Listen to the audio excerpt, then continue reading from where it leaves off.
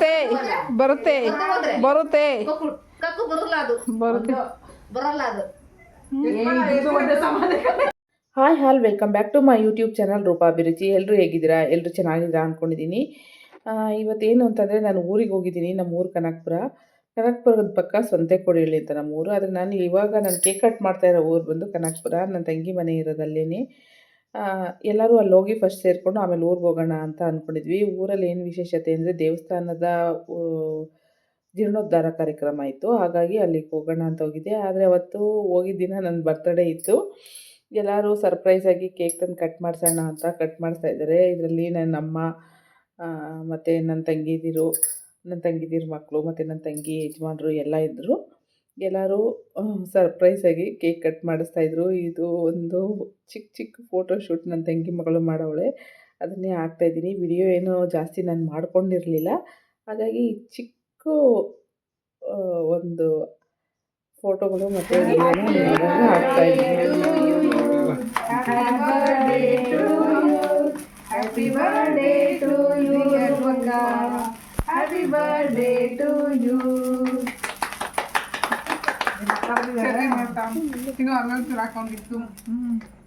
ಫಸ್ಟೇ ಚೆರಿ ಕೊಟ್ಬಿಟ್ಟು ಎಕ್ಸಾಮ್. ಹೀಗೆ ಸಿಂಪಲ್ಲಾಗಿ ಕೇಕ್ ಕಟ್ ಮಾಡಿದ್ವಿ. ನಾನು ಯಾವಾಗಲೂ ಗ್ರ್ಯಾಂಡಾಗೆಲ್ಲ ಬರ್ತಡೇ ಮಾಡ್ಕೊಳ್ಳಲ್ಲ. ಹೀಗೆ ಯಾವಾಗಲೂ ಸಿಂಪಲ್ಲೇ ಮಕ್ಕಳು ತಂದು ಕೇಕ್ ಕಟ್ ಮಾಡಿಸ್ತಾರೆ, ಕೇಕ್ ಕಟ್ ಮಾಡ್ತೀನಿ ಅಷ್ಟೇ. ಮತ್ತು ನಾನು ಊರಿಗೆ ಹೋಗೋಕ್ಕೆ ಮುಂಚೆ ನಮ್ಮಮ್ಮ ಸೀಗೆ ಸೊಪ್ಪು ತಂದಿದ್ರು. ಅದರಲ್ಲಿ ಉಪ್ಸಾರು ಮಾಡೋಣ, ಎಲ್ಲರಿಗೂ ಇಷ್ಟ ಆಗುತ್ತೆ ಅಂತ. ಅದಕ್ಕೆ ನನ್ನ ತಂಗಿ ಹೇಳಿದಂತೆ ಇದನ್ನು ವೀಡಿಯೋ ಮಾಡಿ ಇದಕ್ಕೆ ಹಾಕೋಣ, ಯೂಟ್ಯೂಬ್ಗೆ ಹಾಕ್ಸೋಣ. ರೂಪನ ಕೈಲಿ ನಾವು ವೀಡಿಯೋ ಮಾಡ್ಕೊಂಡಿರೋಣ, ಅವಳು ಎಡಿಟ್ ಮಾಡಿ ಹಾಕ್ಕೊಂತಾಳೆ ಅಂತ. ಹಾಗಾಗಿ ಅದನ್ನು ವೀಡಿಯೋ ಮಾಡ್ಕೊಂಡಿದ್ದಾರೆ. ಅದಕ್ಕೆ ಬೇಕಾಗಿರುವಂಥ ಇಂಗ್ರೀಡಿಯೆಂಟ್ಸು ತೊಗರಿಬೇಳೆ ತೊಗೊಂಡಿದ್ದಾರೆ ಮತ್ತು ಸೀಗೆ ಸೊಪ್ಪು. ಈ ಸೊಪ್ಪು ಮಳೆಗಾಲದಲ್ಲಿ ಮಾತ್ರ ಸಿಗುತ್ತೆ. ಅದು ಕಾಡಲ್ಲಿ ಸಿಗುತ್ತಂತೆ. ನಾನು ನೋಡಿಲ್ಲ ಯಾವ ರೀತಿ ಇರುತ್ತೆ ಅಂತ. ಇದು ಚಿಗುರು ಸೊಪ್ಪು ಕಿತ್ಕೊಂಡು ಬಂದಿರ್ತಾರೆ. ಅದರಲ್ಲಿ ನಾವು ಉಪ್ಸಾರು ಮಾಡಬೇಕು. ಒಗ್ಗರಣೆಗೆ ಸೊಪ್ಪು ಬೇಯಿಸಾದ್ಮೇಲೆ ಒಗ್ಗರಣೆಗೆ ಬೆಳ್ಳುಳ್ಳಿ, ಈರುಳ್ಳಿ, ಒಣಮೆಣಸಿನ್ಕಾಯಿ ಮತ್ತು ತೆಂಗಿನಕಾಯಿ ತುರಿ ತೊಗೊಂಡಿದ್ದಾರೆ. ಒಂದು ಪಾತ್ರೆಯಲ್ಲಿ ನೀರನ್ನ ಬಿಸಿಗಿಟ್ಕೊಂಡು ನೀರು ಬಿಸಿ ಆಗಿದ ತಕ್ಷಣವೇ ಅದಕ್ಕೆ ಬೇಳೆ ತೊಳೆದು ಹಾಕ್ಕೊಬೇಕು. ಬೇಳೆ ಆದರೂ ಹಾಕ್ಕೊಬೋದು, ಅವರೇ ಬೇಳೆ ಆದರೂ ಹಾಕ್ಕೊಬೋದು. ಅದಕ್ಕೆ ಒಂದು ಸ್ಪೂನ್ ಎಣ್ಣೆ ಹಾಕ್ಕೊಂಡು ಬೇಳೆ ಇನ್ನೊಂದು 5 ನಿಮಿಷದಲ್ಲಿ ನೀಟಾಗಿ ಬೆಂದೋಗುತ್ತೆ ಅನ್ನುವಾಗ ಸೊಪ್ಪು ಹಾಕ್ಕೊಬೇಕು. ನೀಟಾಗಿ ಸೊಪ್ಪನ್ನೆಲ್ಲ ತೊಳೆದು ನೀಟಾಗಿ ಆ ಚಿಗುರನ್ನೆಲ್ಲ ಬಿಡಿಸಿ ಹಾಕ್ಕೊಬೇಕು. ಆಮೇಲೆ ಅದಕ್ಕೆ ರುಚಿಗೆ ತಕ್ಕಷ್ಟು ಉಪ್ಪು ಹಾಕ್ಕೊಂಡು ಎಲ್ಲ ಅದು ಚೆನ್ನಾಗಿ ಕುದ್ದಿದ ಮೇಲೆ ಒಂದು 5ರಿಂದ 10 ನಿಮಿಷದೊಳಗಡೆ ಬೆಂದೋಗ್ಬಿಡುತ್ತೆ ಸೊಪ್ಪು ಬೇಗ. ನೋಡಿ, ಈ ರೀತಿ ಬೆಂದಿದ್ದ ಸೊಪ್ಪನ್ನ ನಾವು ಸೋರಿಸ್ಕೊಂಡು ಈಗ ಸೊಪ್ಪು ಒಗ್ಗರಣೆ ಹಾಕ್ಕೊಳ್ಳೋಣ. ಆಲ್ರೆಡಿ ಉಪ್ಸಾರು ರೆಡಿ ಆಯಿತು. ಈಗ ಸೊಪ್ಪು ಒಗ್ಗರಣೆ ಹಾಕ್ಕೊಳ್ಳೋಣ. ಎಣ್ಣೆ ಕಾಯ್ದ ಮೇಲೆ ಸಾಸಿವೆ ಹಾಕ್ಕೊಂಡಿದ್ದಾರೆ. ಸಾಸಿವೆ, ಬೆಳ್ಳುಳ್ಳಿ ಎಲ್ಲ ಚೆನ್ನಾಗಿ ಫ್ರೈ ಆದಮೇಲೆ ಈರುಳ್ಳಿ ಹಾಕ್ಕೊಬೇಕು. ಈರುಳ್ಳಿ, ಒಣಮೆಣ್ಸಿನ್ಕಾಯಿ ಎಲ್ಲ ಹಾಕ್ಕೊಂಡು ಚೆನ್ನಾಗಿ ಬೇಯಿಸ್ಕೊಬೇಕು. ಒಂದೊಂದು ಕಡೆ ಒಂದೊಂದು ಥರ ಮಾಡ್ತಾರೆ ಈ ಸೀಗೆ ಸೊಪ್ಪು ಉಪ್ಸಾರನ್ನ. ಕೆಲವರು ಹಾಲು ಬಿಟ್ಟು ಮಾಡ್ತಾರಂತೆ, ಗೊತ್ತಿಲ್ಲ ನಮಗೆ. ನಮ್ಮನೇಲೆಲ್ಲ ನಮ್ಮಮ್ಮ ಅವರೆಲ್ಲ ಇದೇ ಥರನೇ ಮಾಡೋದು. ಇದು ಕೂಡ ಟೇಸ್ಟ್ ಚೆನ್ನಾಗಿರುತ್ತೆ. ಅದು ಕೂಡ ಟೇಸ್ಟ್ ಚೆನ್ನಾಗಿರ್ಬೋದು. ನಾವು ಟೇಸ್ಟ್ ಮಾಡಿಲ್ಲ. ಈಗೊಮ್ಮೆ ನೀವು ಆ ರೀತಿ ಮಾಡೋದಾದರೆ ಈಗೊಮ್ಮೆ ಟ್ರೈ ಮಾಡಿ. ಹಾಲು ಹಾಕಿ ಬರೀ ಆ ಥರನೇ ಮಾಡೋರಾದರೆ ಈ ರೀತಿಯೂ ಟ್ರೈ ಮಾಡಿ. ಈ ರೀತಿ ಎಲ್ಲ ಸೊಪ್ಪು ನೀಟಾಗಿ ಒಗ್ಗರಣೆ ಎಲ್ಲ ಆದಮೇಲೆ ಲಾಸ್ಟಲ್ಲಿ ಕಾಯಿ ತುರಿ ಹಾಕ್ಕೊಂಡು ನೀಟಾಗಿ ಸೊಪ್ಪು ತಿರುಗಿಸ್ಕೊಬೇಕು. ತುಂಬ ಹೊತ್ತೆಲ್ಲ ಜಾಸ್ತಿ ಉರಿಬಾರ್ದು ಸೊಪ್ಪನ್ನ. ಒಂದು 2 ನಿಮಿಷ ಸಾಕು. ತುಂಬ ಇದನ್ನು ಜಾಸ್ತಿ ಫ್ರೈ ಮಾಡಬಾರ್ದು ಸೊಪ್ಪನ್ನ ಅಂತ ಹೇಳ್ತಾರೆ. ಹಾಗಾಗಿ ಹಿಂಗೆ 2 ನಿಮಿಷ ಕಾಯಿ ಹಾಕಿದ್ರೇ ತುಂಬ ಟೇಸ್ಟ್ ಬರೋದು. ಈ ರೀತಿ ಮಾಡಿಕೊಂಡು ಕೂಡ ಒಮ್ಮೆ ನೋಡಿ. ಮತ್ತು ನೆಕ್ಸ್ಟು ಉಪ್ಸಾರು ಖಾರ ಮಾಡ್ಕೊಂಡಿದ್ದಾರೆ. ಅದಕ್ಕೆ ಒಣಮೆಣ್ಸಿನ್ಕಾಯಿ ಹುರ್ಕೊಂಡಿದ್ದಾರೆ, ಸ್ವಲ್ಪ ಜೀರಿಗೆ, ಮೆಣಸು, ಬೆಳ್ಳುಳ್ಳಿ, ಉಪ್ಪು ಮತ್ತು ಕೊತ್ತಂಬರಿ ಸೊಪ್ಪು. ಇದಕ್ಕೇನು ಹುಣಸೆಹಣ್ಣು ಹಾಕಲ್ವಂತೆ. ಬೇರೆ ಅದಕ್ಕೆಲ್ಲ ನಾವು ಹುಣಸೆಹಣ್ಣು ಹಾಕ್ಕೊತೀವಿ. ಇಷ್ಟೆಲ್ಲ ಮಾಡಿಬಿಟ್ಟಾದ್ಮೇಲೆ ಊಟ ಎಲ್ಲ ಆಯಿತು. ಊಟ ಎಲ್ಲ ಆದಮೇಲೆ ಊರಿಗೆ ಹೋಗೋಣ ಅಂತ ರೆಡಿ ಆದ್ವಿ. ಈ 2 ನಾಯಿಗಳು ನಮ್ಮ ಮನೆದೊಂದು ಮತ್ತು ನನ್ನ ತಂಗಿ ಮನೆದೊಂದು ಒಂದು ಕಿರ್ಚಾಡ್ತಾ ಇದ್ವು. ಊರಿಗೆ ಹೋದ್ಮೇಲೆ ಇನ್ನೊಬ್ಬ ತಂಗಿ ಅಂದರೆ ನಮ್ಮ ಮಾವನ ಮಗಳು, ಇನ್ನೊಬ್ಳು ನಮ್ಮ ಅತ್ತೆದಿರಿಬ್ಬರು ಎಲ್ಲರೂ ಬಂದಿದ್ದರು. ಕಾಫಿ ಕುಡಿದ್ವಿ. ಕಾಫಿ ಕುಡ್ದಾದ್ಮೇಲೆ ಹೂವು ಇಸ್ಕೊಂಡಿದ್ರು ಕಟ್ಟಲಿಕ್ಕೆ ಅಂತ. ನಮ್ಮ ಅತ್ತೆ ಹೂವು ಮಾರ್ತಾರಲ್ಲ, ಅವ್ರಿಗೆ ಹೂವು ಕಟ್ಕೊಡ್ತಾರೆ. ಎಲ್ಲರೂ ಇದ್ವಲ್ಲ, ಎಲ್ಲರೂ ಕಟ್ಕೊಡೋಣ ಅಂದ್ಬಿಟ್ಟು ಎಲ್ಲರೂ ಕೂತ್ಕೊಂಡು ಹೂವು ಕಟ್ತಾಯಿದ್ವಿ. ಆವಾಗ ಕಾಂಪಿಟೇಷನ್ ಶುರುವಾಯಿತು ಎಲ್ಲರೂ. ಮೊದಲು ನನ್ನ ಯೂಟ್ಯೂಬ್ ಚಾನಲ್ಗೆ ಎಲ್ಲರೂ ಹೇಳಿದ್ದಾರೆ. ಫಸ್ಟ್ ಅದನ್ನು ನೋಡೋಣ ಬನ್ನಿ.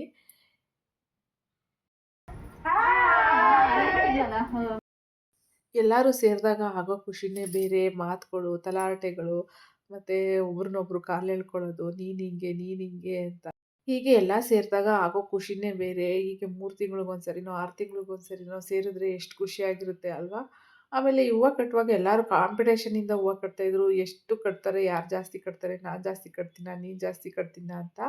ಇವಾಗ ಯಾರು ಜಾಸ್ತಿ ಕಟ್ಟೋರೆ ಅಂತ ಅವ್ರವರೇ ಲೆಕ್ಕ ಹಾಕ್ಕೊಂಡು ಅವ್ರವರೇ ಇದು ಮಾಡ್ತಾಯಿದ್ರು. ನಾನು ನಮ್ಮ ಅತ್ತೆನೂ ಮತ್ತು ನಮ್ಮ ಅತ್ತೆ ಮಗಳಲ್ಲಿ ನಮ್ಮ ಅತ್ತೆನೇ ಜಾಸ್ತಿ ಕಟ್ಟೈತೆ ಅಂತ ನಾನು ಹೇಳ್ತಾ ಇದ್ದೆ. ಇಲ್ಲ ನಾನು ಜಾಸ್ತಿ ಕಟ್ಟಿದ್ದೀನಿ ಅಂತ ಅವಳು ಹೇಳ್ತಾ ಇದ್ಲು.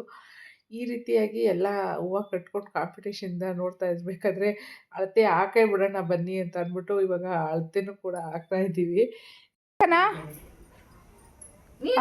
ಹಾಕು ಮಾಡ ಗೊತ್ತಾಗುತ್ತಲ್ಲ.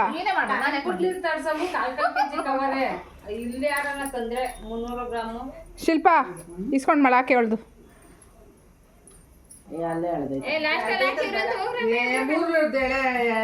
ಹೇಳ್ದಾಗ ಹೇಳಿ ಅವಳು ಸುಳ್ಳು ಹೇಳ್ತಾಳೆ.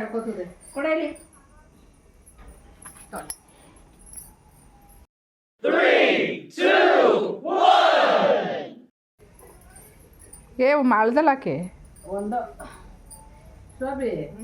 ಅತ್ತೆ ಆಗ್ತಾ ಇರೋಳು ಶಿಲ್ಪ ಅಂತ, ನನ್ನ ಮಾವನ ಮಗಳು, ದೊಡ್ಡ ಮಾವನ ಮಗಳು. ಕೊಟ್ಟಿರೋಳು ಚಿಕ್ಕ ಮಾವನ ಮಗಳು ದಾಕ್ಷಾಯಿಣಿ ಅಂತ.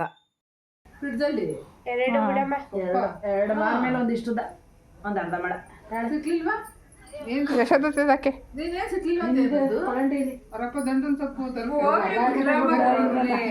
ಅವಳು ನಂದೇ ಜಾಸ್ತಿ ಅಂತ ಬರುತ್ತೆ ಬರುತ್ತೆ ಕುತ್ಕ ಬರುತ್ತೆ ಬರುತ್ತೆ ಬರುತ್ತೆ ಬರುತ್ತೆ ಬರಲ್ಲ ಅದು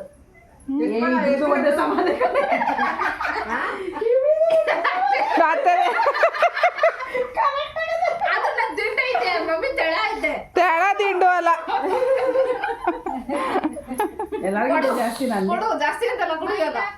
ಜಾಸ್ತಿ 2 ಹೂವು ಆದ್ರೂ ಜಾಸ್ತಿ ಇದೆ ಅದ್ರಲ್ಲಿ.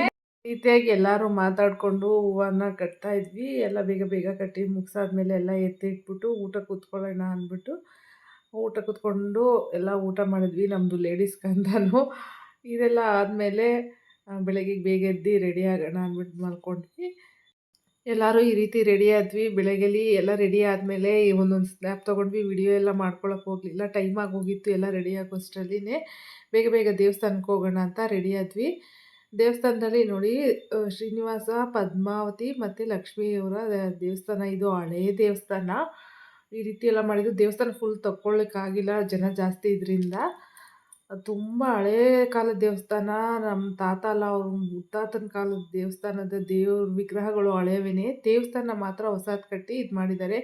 ಮತ್ತು ಎಲ್ಲರೂ ಗಣ್ಯ ವ್ಯಕ್ತಿಗಳೆಲ್ಲ ಬಂದು ಉದ್ಘಾಟನೆ ಮಾಡಿದ್ರು. ಮತ್ತು ಆ ಕಾರ್ನರ್ಲ್ಲಿ ಇದ್ದಾರಲ್ಲ ಪುರೋಹಿತರು, ಅವರು ತುಂಬ ಚೆನ್ನಾಗಿ ದೇವಸ್ಥಾನದ ಬಗ್ಗೆ ವಿವರಣೆ ಕೊಟ್ಟರು. ಮತ್ತು ಇವರು ಮೈಸೂರಿನವರು, ಅಂದರೆ ಈ ಕೋಡಿಹಳ್ಳಿಯವರೇ, ಮೈಸೂರಿನಲ್ಲಿ ಇದ್ದಾರೆ. ಅವರು ದೇವಸ್ಥಾನದ್ದು ಪ್ರತಿಯೊಂದು ವಿಷಯನೂ ಹೇಳಿದ್ರು ಇಲ್ಲಿ. ತುಂಬ ಚೆನ್ನಾಗಿ ಹೇಳಿದ್ರು. ಆಮೇಲೆ ದೇವಸ್ಥಾನ ಅವ್ರ ಪೂಜೆನೂ ಕೂಡ ತುಂಬ ಚೆನ್ನಾಗಿ ಮಾಡ್ತಾರೆ. ನಮ್ಮನೆ ಗೃಹ ಪ್ರವೇಶ ಎಲ್ಲ ಅವ್ರ ಕೈಲೇ ಮಾಡಿಸಿದ್ವಿ. ಊಟದ ವ್ಯವಸ್ಥೆ ಕೂಡ ದೇವಸ್ಥಾನದಲ್ಲೇ ಇತ್ತು. ಊಟ ಮಾಡ್ಕೊಂಡು ಮನೆಗೆ ಹೊರಟ್ವಿ. 2 ದಿನ ಯಾವ ರೀತಿ ಅಂತ ಕಳೀತು ಅಂತಲೇ ಗೊತ್ತಾಗಿಲ್ಲ. ಮತ್ತು ಮರಳಿ ನಮ್ಮ ಮನೆಗೆಲ್ಲ ಬಂದಿದ್ವಿ. ಹಾಗೆ ಕೋಲ್ಡ್ ಕೂಡ ಆಗೋಗ್ಬಿಟ್ಟಿದೆ. ಹಾಗಾಗಿ ವಾಯ್ಸು ಕ್ಲಿಯರ್ ಆಗಿಲ್ಲ, ಸ್ವಲ್ಪ ಅಡ್ಜಸ್ಟ್ ಮಾಡ್ಕೊಳ್ಳಿ. ಇಲ್ಲಿ ಈ ವಿಡಿಯೋ ಮುಗಿಸ್ತಾ ಇದ್ದೀನಿ. ಈ ವಿಡಿಯೋ ಇಷ್ಟ ಆದರೆ ದಯವಿಟ್ಟು ಲೈಕ್ ಮಾಡಿ, ಶೇರ್ ಮಾಡಿ, ಕಮೆಂಟ್ ಮಾಡಿ ಆ್ಯಂಡ್ ಸಬ್ಸ್ಕ್ರೈಬ್ ಮಾಡಿ. ಹಾಗೆ ಬೆಲ್ ಐಕಾನ್ ಪ್ರೆಸ್ ಮಾಡೋದನ್ನ ಮರಿಬೇಡಿ. ಮತ್ತೆ ಸಿಗೋಣ. ಬಾಯ್.